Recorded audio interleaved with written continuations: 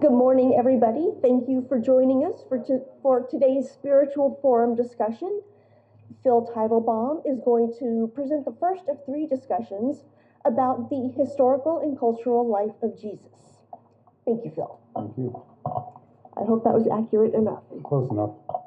I'm going to go ahead and get started. This is a map of the Jewish homeland, roughly the time that Jesus was living in it. The area where he lived in was this. This is the Galilee. This is Samaria. This is Judea. This is Syria. Not Assyria, but Syria. Phoenicians lived up here. This is the area where the Gaza Strip is. So anyway, what I'm going to try presenting today is basically the tools that are used by modern scholars to identify the historical Jesus from the Christ of faith.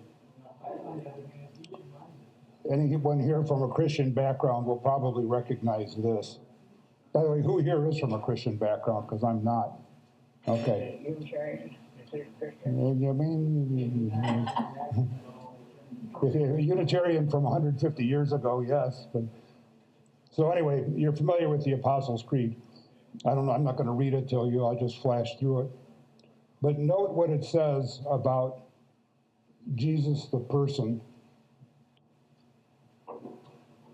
Okay, we got the born of Virgin Mary, crucified, rose from the dead, sits at the right hand of God,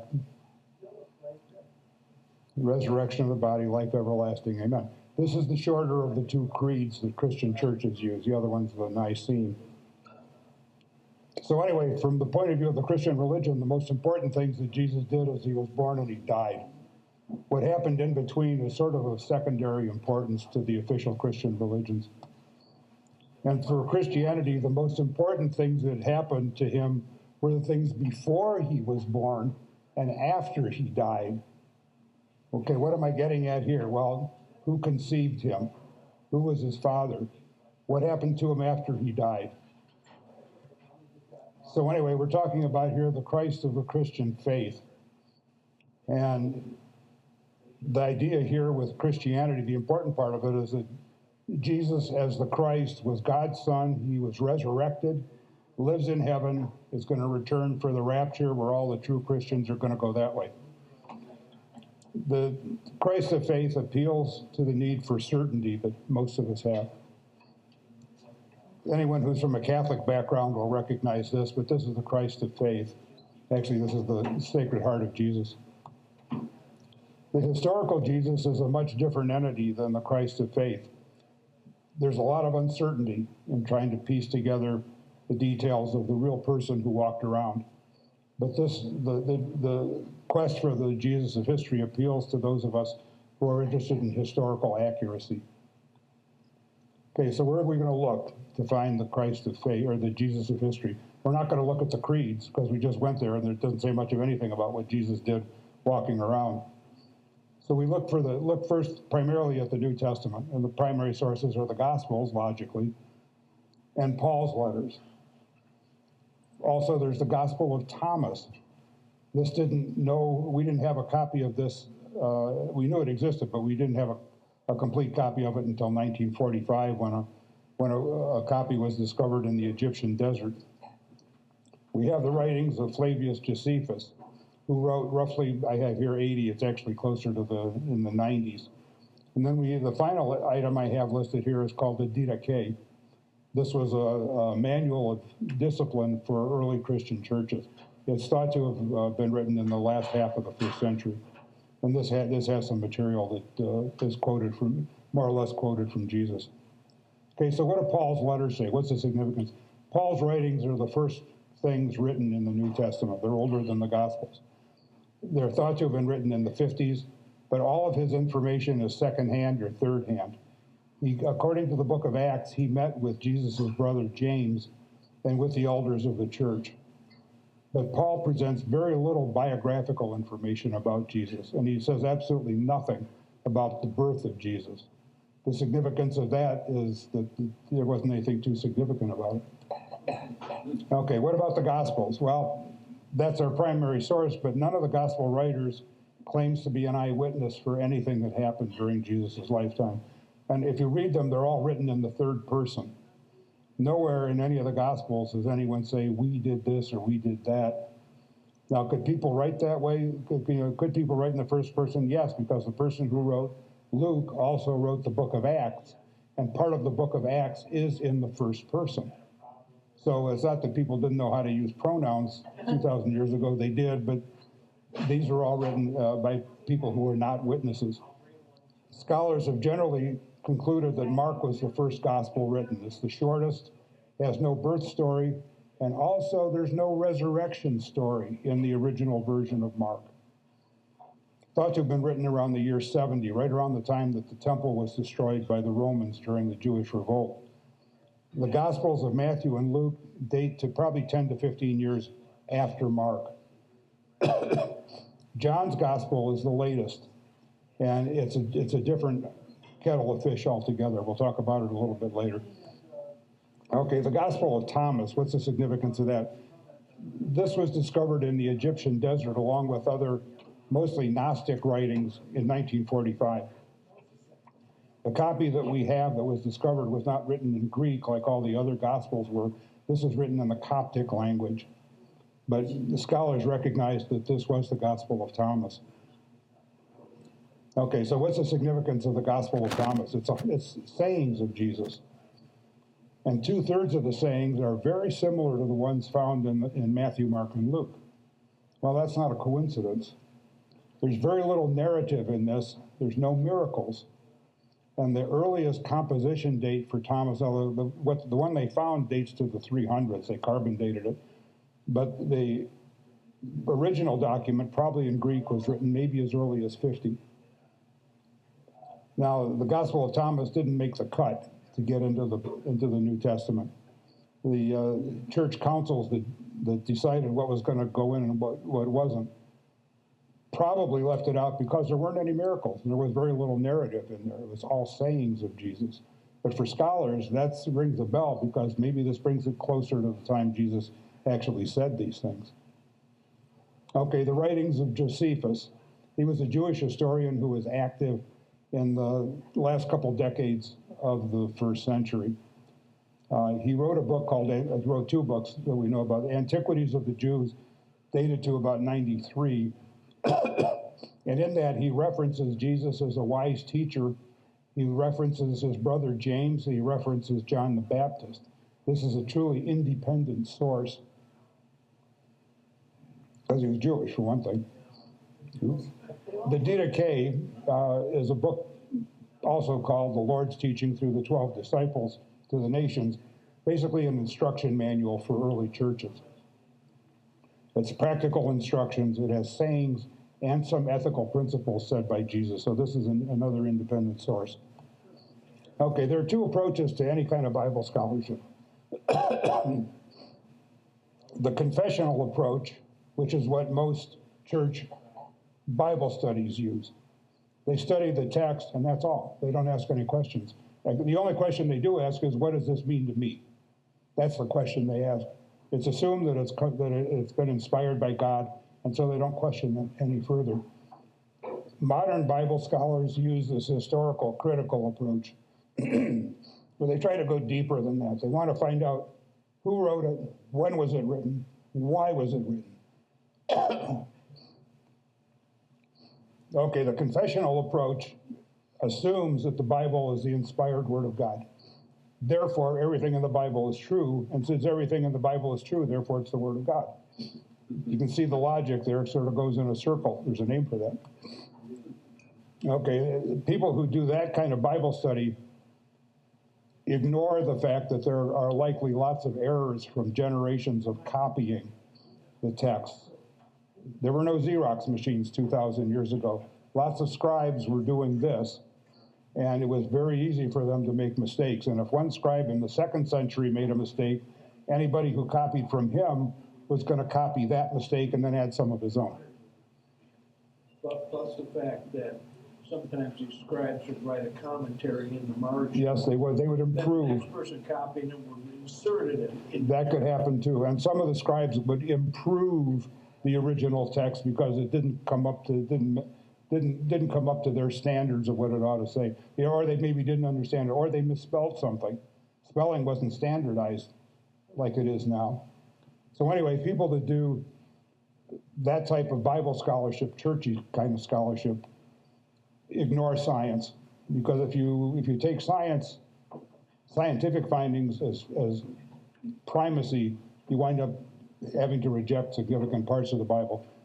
It applies more to the Old Testament than to the New, but there's still an application here. They don't question miracles. People who do confessional Bible study accept if it says there's a miracle, it's a miracle. They just, that's the end of it. Okay, and the Bible's basically studied to see what God wants us to do and know about. That's their approach. The secular approach, the historical critical approach, assumes that God didn't have much to do or anything to do with the biblical text. It was written entirely by people. And it's recognized that often the information, especially in the New Testament, is second, third, sometimes fourth hand.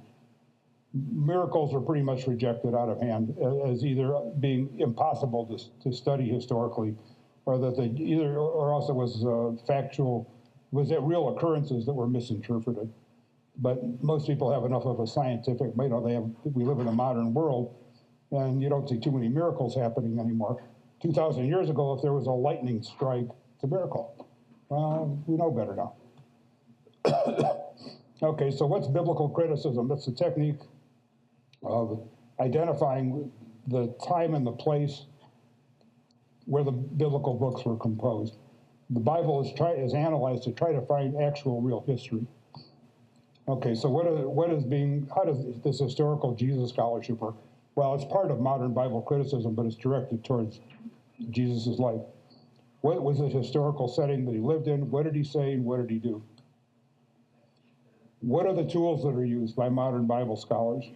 These have been developed since probably the last part of the 19th century. They came into full bloom in mid-20th century. The techniques are used to essentially to analyze the Bible and also to bring in information that isn't biblical from extra biblical sources if it helps with the scholarship. And that means bringing in the sciences when applicable. Okay, so what are the criticisms? What are the techniques that are used in both the Old Testament and New Testament? First is textual criticisms. These are all called criticisms. That's the name for these evaluation. Doesn't mean you're criticizing them. It's critical evaluation. So they study the ancient manuscripts to get as close as possible to the autograph. What's an autograph? That's the thing that the person actually sat down and wrote 2,000 years ago. We don't have any of those. We don't have any of them for either the Old Testament or the New Testament. And they're aware of copying mistakes. And they're aware that there are families of manuscripts based on mistakes made by the early copyists. If somebody made a mistake in the 2nd century in copying the text, then anybody who copies his stuff is going to have his mistake, plus they're going to add some of their own. And so the modern scholars recognize, especially with the New Testament, families of manuscripts. Now sometimes, even though the New Testament was written in Greek, sometimes the Coptic and Syriac translations are even older than some of the older Greek translations or the Greek manuscripts that we have. And so the scholars make use of whatever they can get their hands on to try to get as close as possible to the originals. Okay, source criticism. Try to find the sources behind the text. Not too easy to do sometimes. Form criticism. This applies more to the Old Testament. The text units are analyzed by whether they're poetry or war hymns or something else. Not so much, this doesn't apply too much to the New Testament.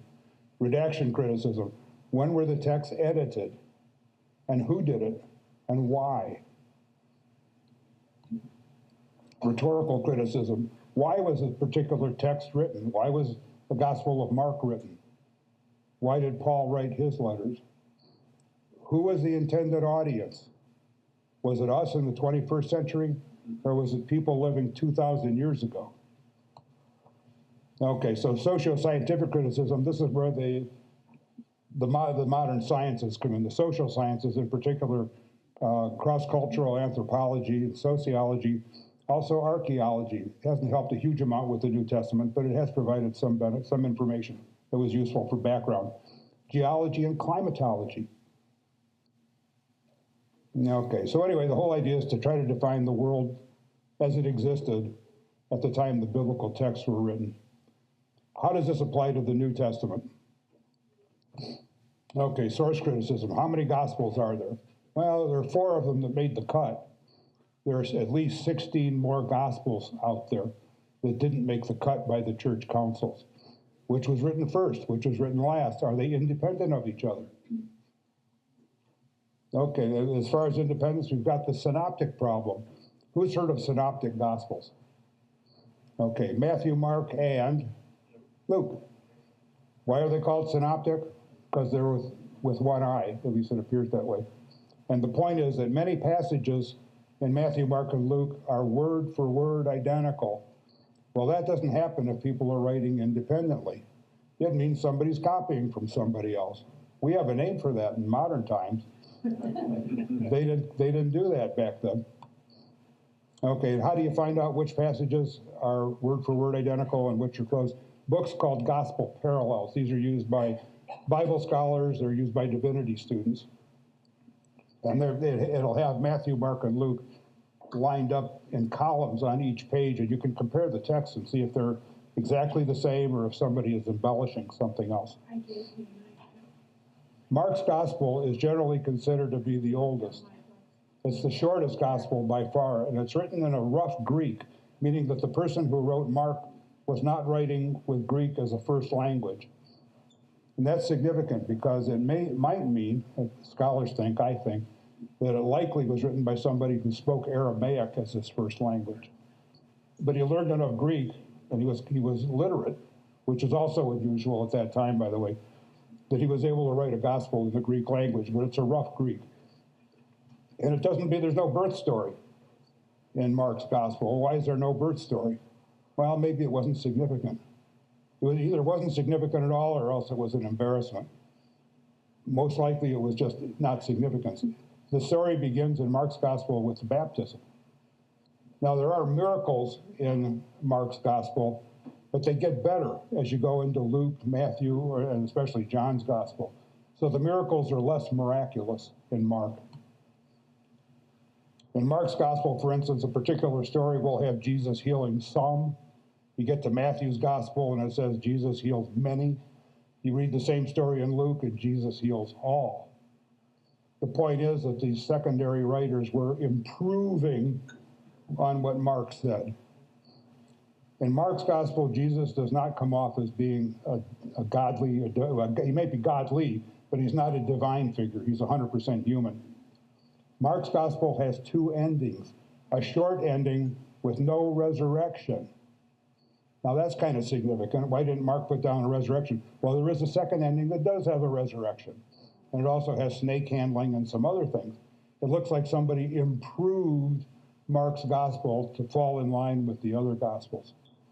Or else Mark added it later. We don't know who added it, but there is a second ending to Mark that has the resurrection. There's a thing that the scholars call the sayings gospel Q. Nothing to do with QAnon. This is totally different. Matthew and Luke have a bunch of sayings that are not found in Mark, but they're word for word pretty much identical in Matthew and Luke. And they're pretty much in the same order in Matthew and Luke. No miracles, very little narrative. But the significance of this is that most scholars, the majority, think there was an independent source of sayings floating around at the time that Matthew and Luke wrote their Gospels. And this list of sayings may be pretty early. It might have even been an eyewitness. We don't know. We don't know who wrote it. We don't know when it was written. But we know it doesn't have any miracles in it, and it's just a list of sayings. It's called Q because this was discovered by German scholars, and they used their word for a source, which is Quelle. And so we call it the Q material, the Q gospel. The two-source hypothesis was developed to try to explain how the three synoptic gospels came into existence. Mark's gospel and the Q material, Mark and Q, contributed to Matthew and contributed to Luke. But it gets a little more complicated than that, because Matthew has some of his own material, Luke has some of his own material. This is kind of a busy slide, but I'm throwing it in because it shows the relationship between Matthew, Mark, and Luke. 3/4 of Mark's gospel made it into Luke and Matthew. About 25% of Matthew and Luke comes from this Q material, which here they just call the double tradition. There's a small amount of material that Matthew picked up from Mark that's not in Luke. And there's a little tiny bit of material that Luke picked up from Mark that's not in Matthew. Okay, and Matthew has 20% of his own stuff, Luke has 35% of his own stuff. And in Mark's gospel, there's 18% that wasn't copied by the other guys. It's a complicated relationship. Okay, so what about the fourth gospel? This is the one that churches use more than the other ones. It starts out as like a Greek philosophy work. In John's gospel, Jesus speaks in long discourses about himself. It's pretty unlikely somebody was sitting there with a tape recorder. So those discourses were likely improved or made up by somebody else many years afterwards. Jesus talks about himself all the time in John's gospel. He doesn't do that in Matthew, Mark, or Luke. And the miracles are better than in the other ones. He raises people from the dead. That doesn't happen in the other gospels. So in John's gospel, there's something else that's interesting. Jesus does not appear to suffer even when he's nailed to the cross. He's in control. He also pre-exists the world. There's no birth story in John's gospel, just like there's no birth story in Mark. But in John's gospel, there's another reason there's no birth story, because Jesus pre-exists the world. John's gospel is known as a high Christology, because in this, Jesus is essentially elevated to God, a God figure. John's gospel is also very anti-Jewish. I won't call it anti-Semitic, because all these people were Semites, but it was very anti-Jewish, suggesting it was written at a time period when there was a lot of hostility between mainstream Judaism and this new separating religious cult of Christians. And so the Christians were not very happy with mainstream Jews. In fact, these early Christians were being kicked out of the synagogue. So anyway, there's a real strong anti-Jewish tone in John. And this, by the way, has led to most of the Christian world's anti-Semitism over the last 2,000 years. Comes right from John's gospel, plus a couple lines out of Matthew's gospel. Okay, so what's the working attitude that the scholars have? Modern scholars, modern secular scholars have about the gospels. None of them were written to be historical. They were written as church documents to support faith communities. The writers of the four Gospels were not as interested in factual historical accuracy than they were in getting this religious message across to their communities. It's thought that each one was written for a separate church group in separate communities, probably not in the Jewish homeland. And they were written over a time period of probably 40 years. So what do the scholars try to do? They want to get back to, as close as they can, to the original words and the original deeds of Jesus of Nazareth. So what kind of rules do they follow? Well, they've come up with laws about what happens to stories that are transmitted orally. Think of the game of, is it telegraph or telephone? Telephone. And that's in one room. I mean, you'll start out with a story at one end and you have 20 people passing the story around, and it's changed dramatically within 20 minutes. Well, this is over 40 years with different people telling and improving and embellishing these stories.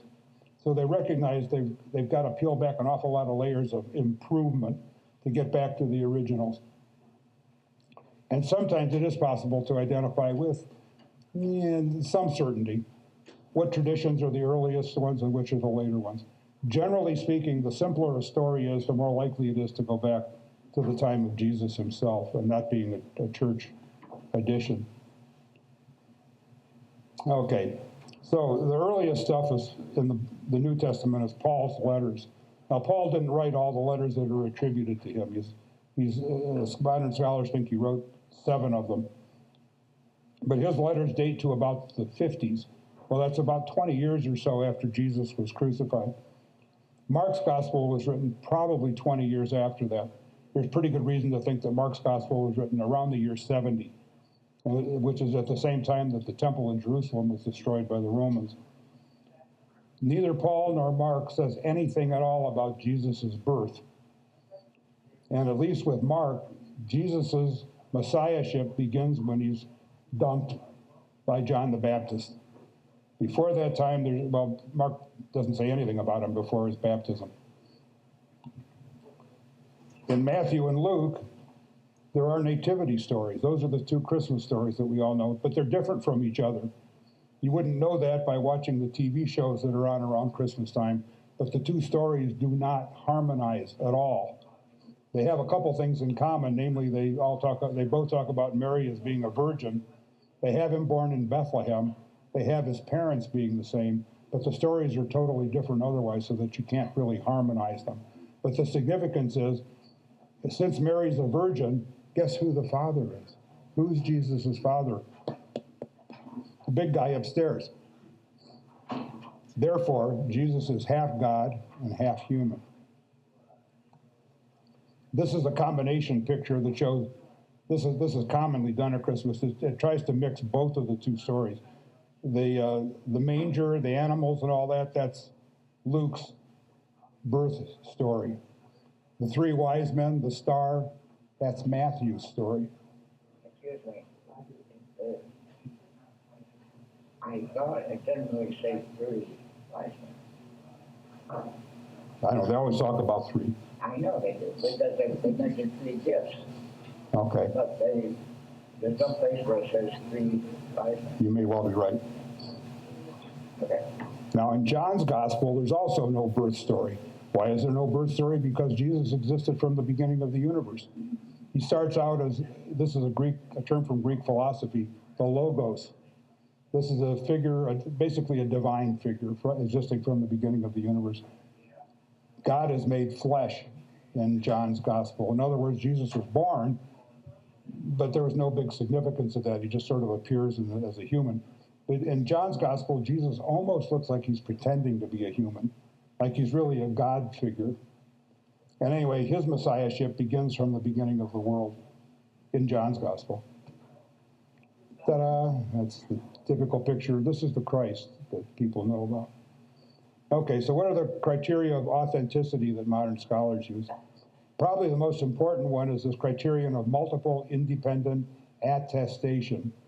Essentially, this is what's used by journalists to try to have some assurance that they're reporting a true story. They look for independent sources for sayings and deeds. Okay, so what's an independent source? If you can find the same story in Matthew, Mark, and Luke with the same wording, that's not 3 independent sources, that's 1 source.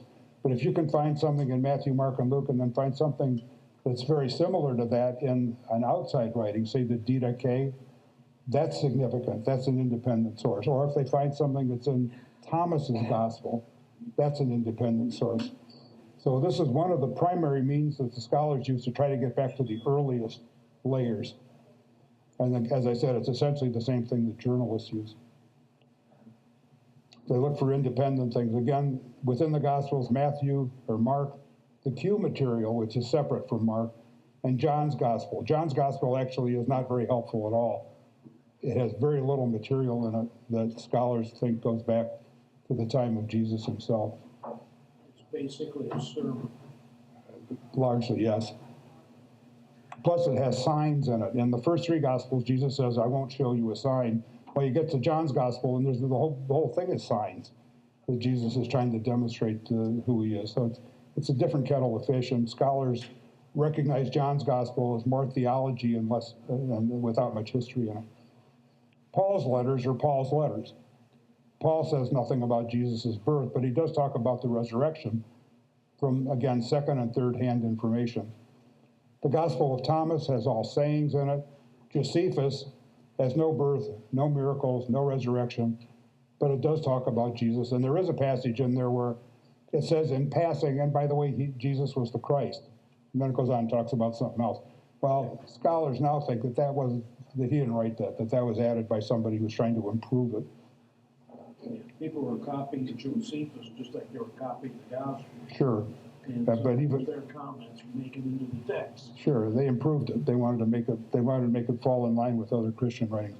The Manual of Discipline does have some sayings in it, and those are an independent source.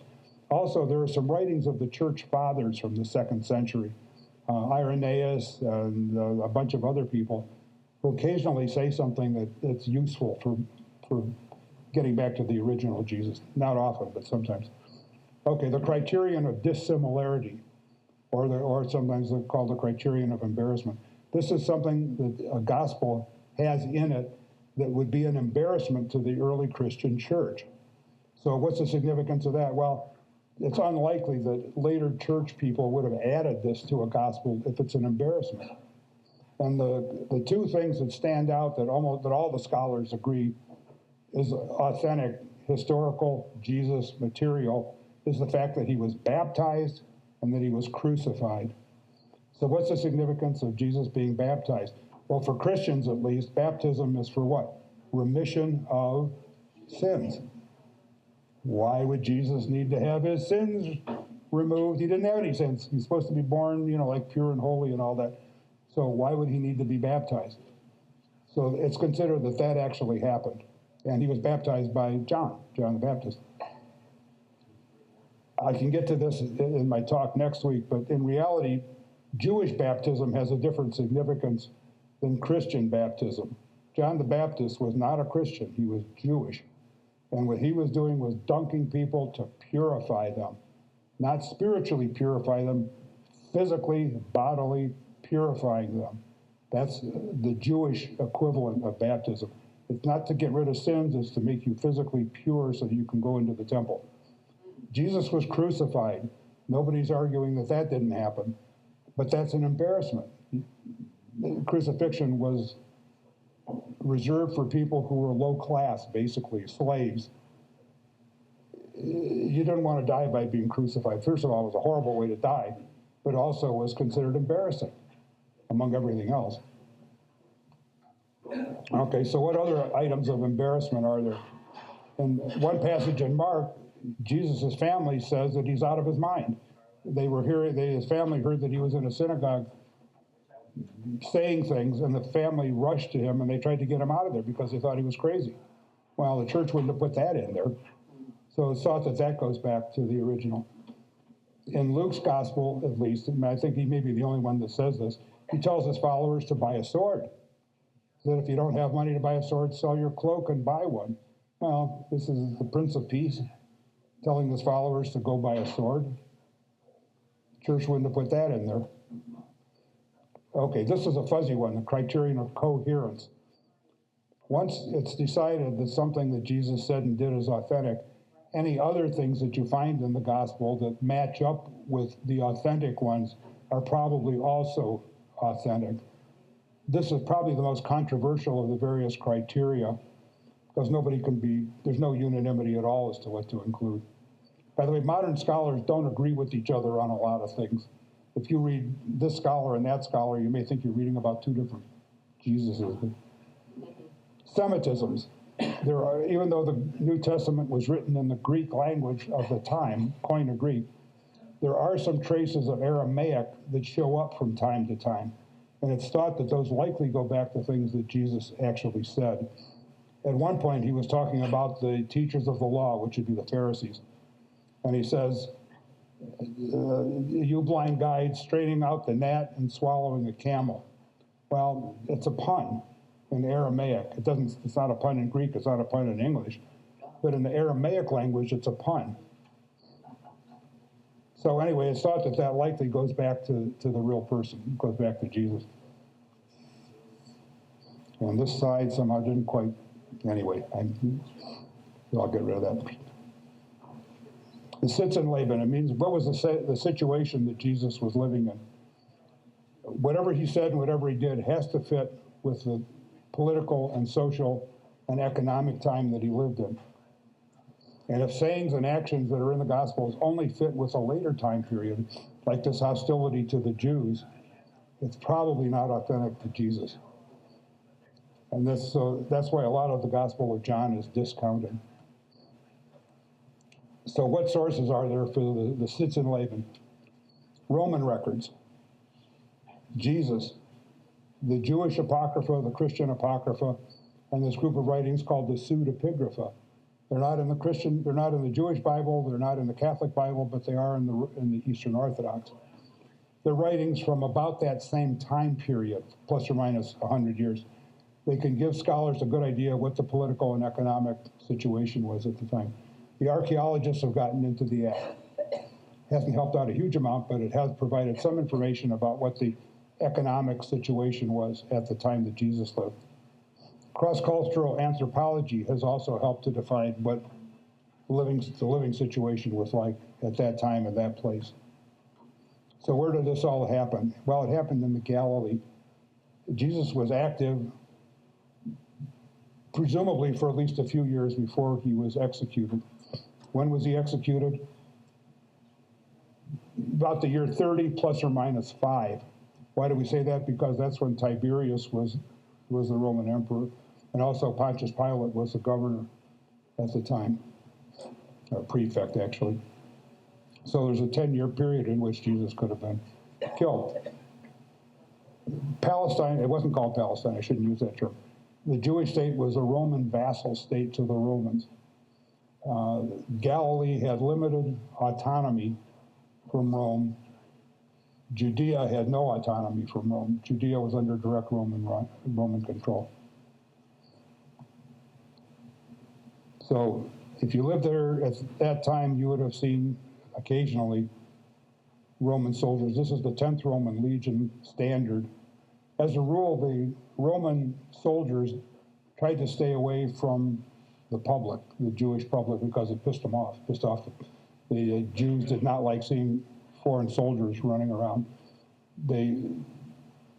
For the most part, the Roman soldiers tend to stay up in Syria. They tried to stay away, with the exception of during Passover, because that was a time that was very politically charged.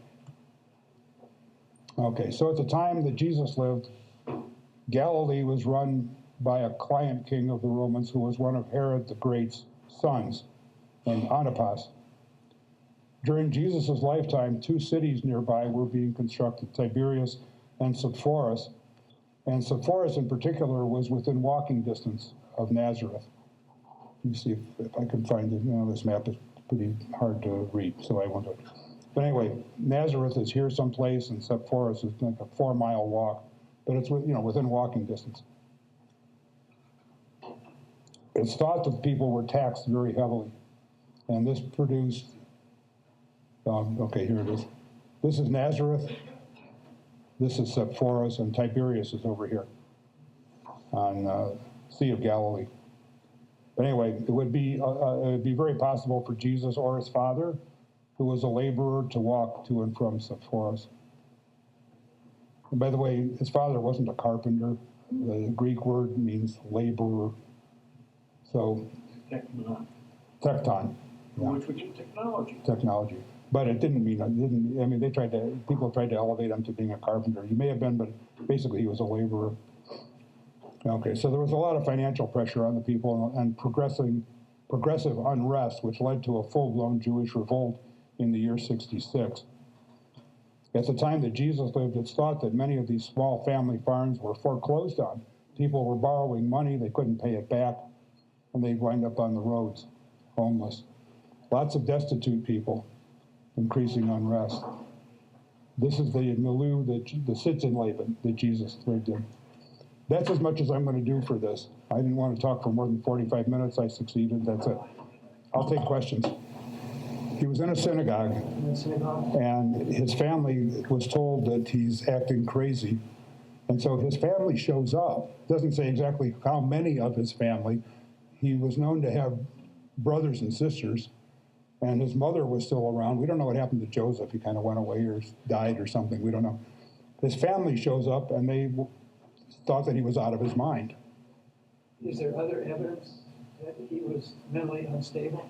Well, I could project a few things in there myself, but I don't know if I'd call that evidence exactly. I mean, anything that you see in the Gospels is evidence. Yeah, sort of.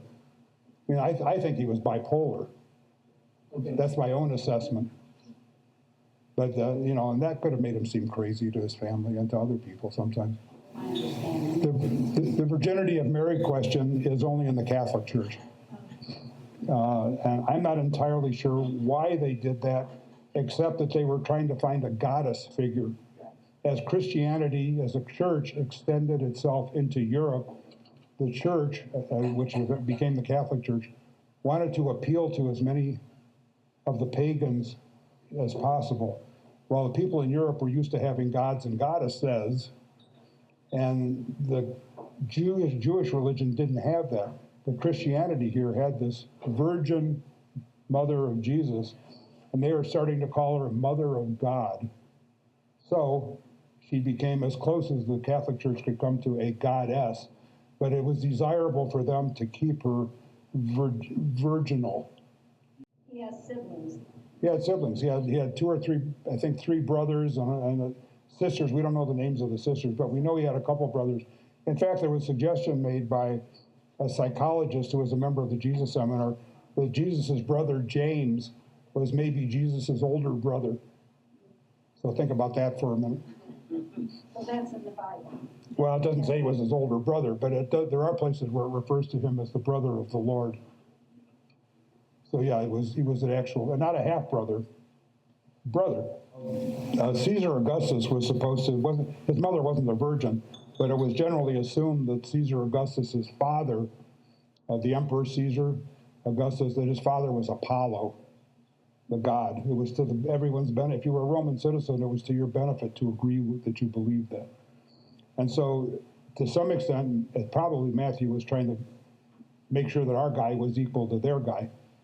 And so, having a virgin birth was the way he did it. And as you said, he pulled a passage out of Isaiah, namely Isaiah 7:14, where Isaiah says, "Behold, a young woman shall conceive and shall bear a son named Emmanuel." Well, there are 2 things about that. First of all, Jesus' name was not Emmanuel. And the only time you ever hear about Emmanuel is during the Christmas, the Advent song, Veni, Veni. But anyway, the translation into the Greek language went from being a young woman to being Parthenos, as in Parthenon, the temple. Parthenos was a virgin in Greek. So whoever did the translation into the Greek language didn't get it very accurate, but Matthew apparently didn't read Hebrew. Most people couldn't at that time, but he could read Greek. And he took that and said, aha, we've got here a prediction for a virgin birth, so it put it in his gospel. The gospel writers would take all kinds of little stories that they got from different places, and they'd put them wherever it looked like it fit best into their story. So, like with the Sermon on the Mount, those things that Jesus said may not have all been said at one place at one time. But they may have been pulled together by somebody, by Matthew, by Luke, by Q, to make it all fit into like one sermon. Jesus may not have said all those things at once. And the thing you're talking about may not have, it may or may not be part of that same little story. It's a real concern if you're trying to get back to the historical person to try to avoid embellishing it with your preconceived ideas, and we all do that. Mark's gospel was written around the year 70. That's 40 years after Jesus' crucifixion.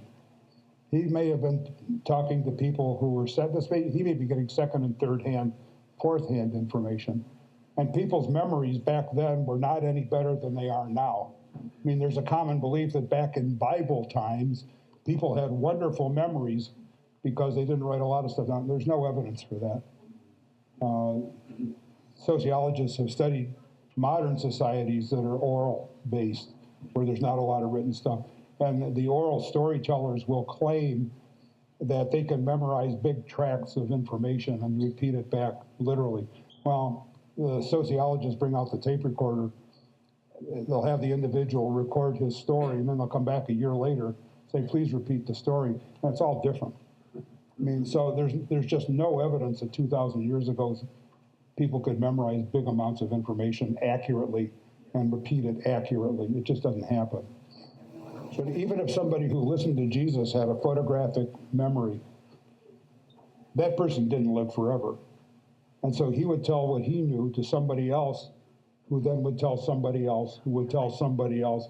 And by the time you get to second, third, and fourth hand, you don't know if you're hearing anything that was accurate information at all. You just don't know.